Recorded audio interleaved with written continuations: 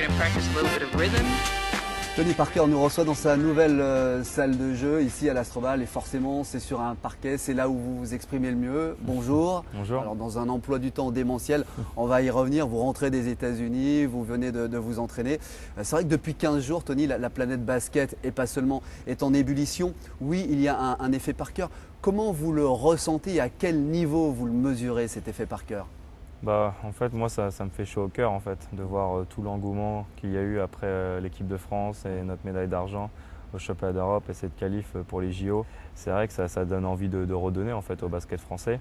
Et donc, quand j'ai eu l'opportunité de trouver un accord en fait, avec mon assurance et pouvoir jouer pour l'Asvel, pour moi, la décision elle était assez simple, d'aider mon club et de pouvoir jouer devant mes fans et tous mes amis et toute ma famille. C'est une opportunité peut-être qui ne se reproduira jamais. C'est vrai que vous aviez toujours évoqué une fin de carrière en Pro A, mais là vous arrivez un peu plus tôt que prévu avec un niveau de jeu NBA. Ça suscite encore un plus grand engouement. Là, je suis à mon meilleur niveau parce que on dit à chaque fois que les basketteurs ils jouent à leur meilleur niveau entre 28 et 32 ans.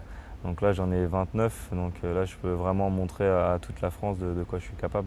Alors aujourd'hui, vous êtes un joueur des Spurs en pige en France ou vous êtes un joueur de l'Asvel ? Non, mais je suis un joueur de l'Asvel là. C'est vrai que c'est très compliqué par rapport à ce qui se passe en NBA et la grève. Donc là, moi, je vais essayer de profiter un maximum d'être ici, de faire avancer au quotidien tous les projets qu'on a avec l'Asvel, avec la nouvelle salle et la Tony Parker Academy. C'est sympa justement de passer un peu de temps en France. Il y a le terrain, alors forcément vous allez beaucoup apporter à l'Asvel, mais à quel niveau vous allez apporter encore plus à ce club ou à cette équipe d'abord sur le terrain ? Dans tous les domaines, je pense que je peux aider, je peux faire partager mon vécu et mon expérience que j'ai eu en NBA et en équipe de France à des jeunes comme Léo Westerman ou Doukim Tilly qui sont des futurs joueurs d'équipe de France. Et après, dans le quotidien, faire avancer tous les projets qu'on a avec l'Asvel. Ouais, dans l'équipe, dans le vestiaire, sur le parquet, est-ce que vous allez importer un peu de NBA et quelles habitudes de NBA ? Qu'est-ce que vous avez déjà C'est un peu inculqué au différent, vestiaire ? c'est un peu différent quand même le jeu NBA et le jeu européen. Ici, ça va beaucoup moins vite, c'est beaucoup moins spectaculaire, les joueurs sont beaucoup moins athlétiques. Donc moi, j'essaie de m'adapter au plus vite. On n'a pas changé de système de jeu, on a gardé les systèmes de Pierre Vincent et c'est à moi de m'adapter au système de Pierre et à mes coéquipiers. Après le premier match face à Paris, après les entraînements, quelles sont vos impressions sur l'équipe et sur la Pro A ? Pour moi personnellement c'était génial parce que ça faisait 10 ans que je n'avais pas joué en Pro A. La dernière équipe contre qui j'avais joué c'était l'Asvel et je jouais pour Paris. Et là mon premier match avec l'Asvel c'était contre Paris, donc on va dire que le destin fait bien les choses. Et moi, j'étais juste content d'être sur le terrain, je prends beaucoup de plaisir et c'est vrai que j'ai aucune pression. Moi, je suis juste là pour aider le club et profiter de mon temps en France. Le regard des adversaires, c'est un certain respect, une certaine agressivité, vous attendez un traitement de faveur ? Non, beaucoup de respect. Ouais. Donc je ne pense pas qu'il y aura de traitement de faveur où ils vont essayer de me blesser. Je pense que c'est plus du respect, mais en même temps, ils vont donner leur maximum aussi pour nous battre et Paris, ils ont bien failli gâcher notre fête sur ce premier match à domicile. Je parlais d'effet Parker, c'est vrai qu'il y en a un peu que pour vous. Comment vous ressentez l'attitude de vos coéquipiers vis-à-vis de ça ? C'est vrai que vous êtes devant et un peu dans l'ombre. Non, mais mes coéquipiers sont géniaux, il n'y a pas de problème. Déjà, je les connais tous, il n'y a pas eu vraiment d'introduction à faire. Et je les connais un par un, j'ai ma propre relation avec chacun. Et je compte justement continuer à m'investir et essayer d'encore mieux les connaître quand on va commencer à aller en déplacement. Et c'est comme ça que tu crées l'esprit d'équipe. Justement, l'Asvel en déplacement va remplir toutes les salles. C'est plus fort que la tournée de Rihanna. C'est les Beatles, l'Asvel avec Parker notamment. Ouais, ça se passe bien et c'est bien pour le basket français, c'est bien pour le sport français. Et il n'y a pas que moi aussi, il y a Batum aussi à Nancy, Boris à Bordeaux. Maintenant, il y a Ronnie qui nous rejoint ici à l'Asvel. Donc je pense qu'il y a aussi Yann Maimi au Havre. Et donc je pense que c'est tout un ensemble, on est tous motivés pour aider le basket français à avancer. Ronny Turiaf, c'est l'autre actualité de l'Asvel qui signe là, cette semaine. C'est un choix de coéquipier, c'est un choix d'amis, il y a de l'affectif. Vous avez tout fait pour qu'il vienne. Bien sûr, c'est un de mes meilleurs amis. On a grandi ensemble. Vous étiez champion d'Europe ensemble. On a été champion d'Europe junior ensemble. On était à l'INSEP ensemble. Donc il y a beaucoup de historique. Et c'est vrai que Ronny, c'est un des meilleurs intérieurs en France. Je pense qu'il pourra beaucoup nous apporter puisqu'on a un peu souffert à l'intérieur contre Rouen et Paris. Donc je pense que Ronny, c'est le parfait joueur pour nous aider. Avec forcément Turiaf et Parker, les ambitions de l'Asvel sont revues à la hausse. Oui, bien sûr, mais bon, en même temps, il ne faut pas s'enflammer parce qu'on sait très bien qu'on n'est que là juste pour la période du lockout. Ouais. Donc, moi, mon but, c'est de faire progresser Léo Westerman et Dwayne Jackson, les prendre un peu sous mon aile. Et Ronnie, je lui ai dit de bien s'occuper de Kim Tilly parce que ça, c'est les futurs grands. Mais après votre départ, justement, vous mettez le doigt là sur peut-être un problème. Vos coéquipiers ils vont avoir un lourd héritage à gérer. Oui, mais bon, en même temps, hein, c'est mieux que rien, hein. Moi, je pense que c'est bien pour le basket français. Après, il y aura toujours le débat, est-ce que ça fausse le championnat? Moi, j'ai envie de dire à tous ces gens-là, autant profiter de cette opportunité et de redonner un boost au basket français parce que si nous, on n'était pas là, de toute façon, ils ne parlaient pas de la Pro A, de toute façon, donc c'est bien pour tout le monde. Bon, alors vous êtes vice-président de l'Asvel et actionnaire. Sur quel point le club doit-il prioritairement avancer là, dans les mois qui arrivent? Dans les mois qui arrivent, moi je pense que c'est booster le projet de la nouvelle salle. Ouais, Je pense que ça c'est un truc qui est très important on pour en le avait club. parlé pour 2013, ce sera peut-être 2014 ou 2015, Ouais, ça vous agace un peu là ou pas? les dates elles changent tout le temps et donc c'est pour ça que c'est important que je sois là au quotidien pour justement essayer de rencontrer les bonnes personnes et faire avancer le projet. Une NBA européenne, vous y croyez? Vous militez pour? Oui, pourquoi pas, ça me semble un peu compliqué. Mais pourquoi pas, ce serait bien pour le basket en Europe. Culturellement, le modèle est-il transposable en Europe et en France donc? Oui, bien sûr. Ouais, d'accord. En France, la concurrence du rugby et du foot est rude pour le basket, ça vous fait un peu d'ombre? En fait, moi, je le vois même pas comme ça, en fait, parce que de toute façon, le foot, ça restera toujours le sport numéro 1. Et le rugby, il aura toujours une grosse place en France. Mais je pense que nous, on peut avoir notre propre place, en fait. Moi, je ne le vois pas comme de la concurrence. Aux États-Unis, tu as 4 sports majeurs et les 4 sports vivent très bien. Ils ont chacun leur public, où le public va voir du baseball, va voir du basket, va voir du football américain.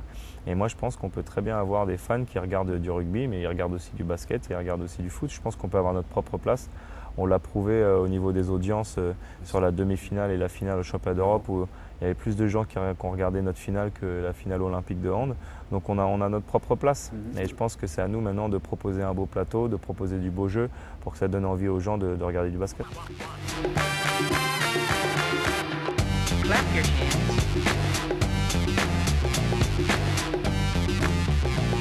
And together forever we're number one. Tony, je voudrais évoquer le poids des responsabilités. Vous l'évoquiez sur le terrain, on vous demande d'être un meneur, un marqueur, un leader. En dehors du terrain, vous vous attachez à faire grandir le club, le dossier de la grande salle, la Tipeee Academy, les dossiers en cours en NBA, votre vie à San Antonio, les médias. Mais comment vous faites pour gérer tout cela? Mais en fait, moi, je ne réfléchis pas comme ça, hein. Moi, je vis au jour le jour et je ne me pose pas à me dire « Ah, j'ai ça. » En fait, je vis et je ne réfléchis pas en fait. Vous assumez tout ça. Mhm. C'est pas au détriment du sportif parce qu'il faut aussi s'entraîner et Bien aussi sûr. récupérer. C'est le juste milieu qu'il faut trouver parce que c'est clair qu'il ne faut pas trop abuser parce que si tu fais trop de choses à côté, ça peut affecter après tes performances sur le terrain. Alors pour se ressourcer, il y a le cocon familial, la famille. On sait que c'est très important pour vous. Vous êtes très proche de votre famille, vos parents suivent votre carrière.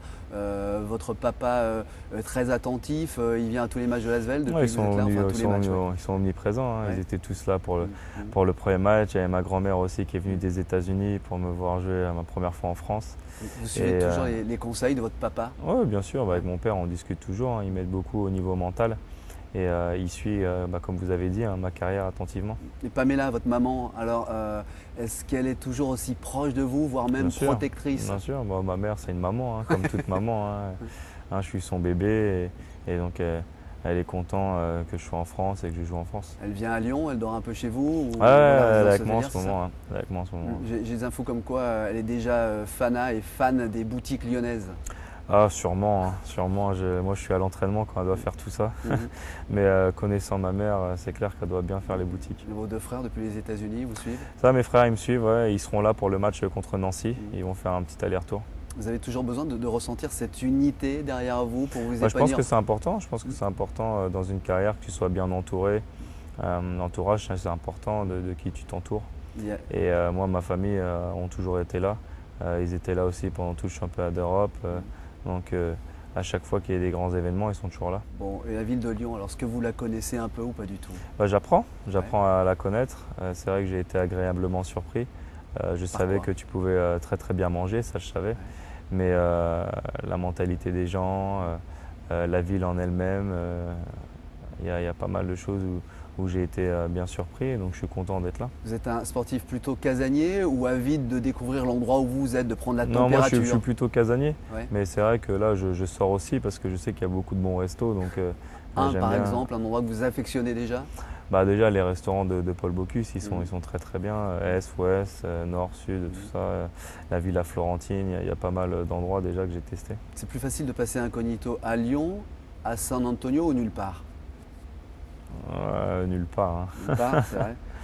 Le fait de vouloir couper peut-être avec les États-Unis et ces derniers mois, ça a compté dans votre décision de revenir jouer en France? C'est-à-dire couper. Couper pression médiatique, couper du showbiz, des people, etc. Ça a joué dans votre décision de venir en France? Non, pas du tout. Non? Non, ça n'a rien à voir. Moi, la seule raison pourquoi je viens jouer en France, c'est parce que voilà, j'ai cette opportunité que voilà, la NBA elle n'a pas repris. Et donc, au lieu de rester à la maison à rien faire, je me suis dit bah, autant aider mon club en France. La popularité vous pèse ou pas du tout? Vous êtes désormais Non. habitué? Non, pas du tout. Ça Pas me du tout. dérange pas. Ça ne non. vous dérange pas? Non. Vous assumez tout ça sans Mhm. aucun souci? Il y a de la place dans cet emploi du temps surchargé pour une vie avec les copains, une vie Bien sûr, amoureuse, bien sûr, une vie bien sûr, pour… bien sûr. Bien sûr, après c'est à toi de bien gérer ton emploi du temps. Et moi je pense que j'ai toujours bien géré mon temps entre passer du temps avec les amis, passer du temps avec ma famille et après tout le business qu'il y a à gérer. On revient aux sportifs. Après l'Euro et l'équipe de France, les JO, ça va vraiment être le kiff? Ah, ça c'est clair, hein, les JO, 10 ans que je courais après ça. Et c'est vrai que j'ai hâte d'y être. Ça va vraiment être un moment inoubliable, je pense, dans ma carrière. Et donc maintenant, on attend ça avec impatience. Vous le criez assez haut et fort. Vous êtes fier d'être français? Ah bah bien sûr, moi je suis fier d'être français. J'ai grandi ici, j'ai eu toute mon éducation ici, toute ma formation a été ici. Et donc c'est avec un grand plaisir qu'à chaque fois je reviens jouer avec l'équipe de France. Et au jour d'aujourd'hui, j'essaie d'être un bon ambassadeur pour le basket français. Vous avez 3 titres NBA. Qu'est-ce qui vous reste à accomplir sur un parquet? Une médaille olympique. Une médaille olympique. Médaille olympique et gagner un titre de champion d'Europe. Et de champion de France. Alors vous l'avez jamais été, c'est un objectif avec l'ASVEL? Bah, non, mais ça ne sera pas possible. Parce Ah que, à mon avis, je ne pourrais pas être là, je pourrais pas rester là toute la saison. Mais si par, je sais pas, si par malheur, Oui, si le lockout durait toute la saison. si la saison NBA elle est annulée, c'est clair que gagner un titre en NBA deviendra un objectif. Gagner un titre en France, pardon, deviendra un objectif. Merci Tony Parker. Il n'y a pas de problème. And together forever, we're number one.